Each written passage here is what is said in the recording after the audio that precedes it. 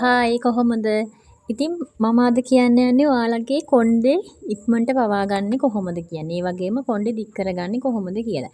දිග කොණ්ඩයක් තියෙනවා නම් ඕන කෙනෙක් කැමති ආකර්ෂණයක් ඇති වෙනවා. ඉතින් බලමු කොහොමද මේක කරන්න කියලා. ඔයාලට මේකට අවශ්‍ය වෙනවා හොඳට වියලගත්ත තේකොළ. තේකොළ හැඳි 5ක් 6ක් වගේ ඕන වෙනවා. ඔයා මේක හොඳට උතුරවපු වතුර වලට දාලා ටික වෙලාවක් තියෙන්න අරින්න.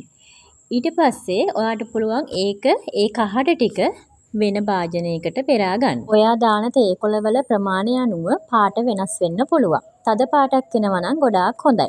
ඒ වගේම තද පාට තේකොළ එකක් ඔයාට හොයාගන්න පුළුවන් තවත් හොඳයි. මොකද තද වෙන්න ඔයාට ලැබෙන රිසල්ට් එකත් හොඳ වෙනවා. ඊට පස්සේ මේකට ඕන වෙනවා දෙහි. දෙහි හරි දොඩම් හරි ප්‍රශ්නයක් නැහැ ඔයාට ගන්න පුළුවන්. දෙහි ගෙඩියක් හරි දොඩම් ගෙඩියක් හරි ඒකෙන් භාගයක් තමයි ඕන වෙන්නේ. ඔයා මේක එකතු කරනකොට ඔයාගේ තේ වතුර එකට ඔයා මේක පාවිච්චි කරන්න පැය භාගයකට කලින් එකතු කරන්න ඉක්මනටම එකතු කරන්න එපා. මං ඔයාට දැන් ඊට පස්සේ කියන්නම් කොහොමද මේක ඔයා පාවිච්චි කරන්න කියලා. ඔයා නාලා ෂැම්පූ කන්ඩිෂන් කරලා ඉවර වුණාට පස්සේ ඔයාට පුළුවන් මේ අපි දැන් හදාගත්ත මේ තේ වතුර එක ඔයාගේ කොණ්ඩෙට එකතු කරන්න.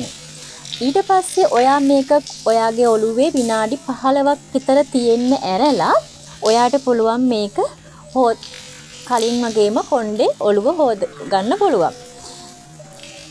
හැබැයි මතක තියාගන්න ඊට පස්සේ ආයි ඔයා හොදන ෂැම්පූ කන්ඩිෂන් මොනවත්වත් දාන්න නැතුව තමයි ආයි ඔයාගේ කොණ්ඩේ හොද ගන්න ඕන. ඔයා මේ ක්‍රමේ සතියකට දෙවතාවක් වගේ කරනවා නම් හොඳ රිසල්ට් එකක් ගන්න පුළුවන්. ඒ වගේම ඔයාගේ කොණ්ඩේ වැඩි වෙනවා වගේම කොණ්ඩේ ලස්සන පාටකුත් ආකර්ෂණයකුත් එනවා. ඉතින් ඔයා මේ ක්‍රමේ කරලා බලලා ඔයාට හරි ගියා නම් පහලින් කමෙන්ට් එකක් දාගෙනම යන්න.